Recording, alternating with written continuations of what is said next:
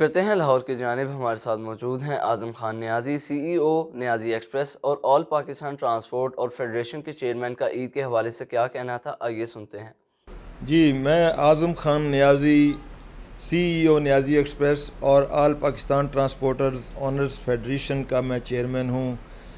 साथियों के लिए काम करते हैं और आपसे मैं ये कहना चाहता हूँ कि ईद उल फितर की आमद है और इस खुशी के मौका पर आप गरीब व नादार और जो मज़दूर लोग हैं, जैसे यौम मई है आज, तो इस सिलसिले में आप जो है उनको तमाम को याद रखें और उनकी तरफ तोहफ़े तोहफ़ उनके घरों में भेजें। आपके सराउंडिंग में जो लोग हैं उनको भेजें ताकि उनकी तरफ हमारा प्यार का एक पैगाम जाए।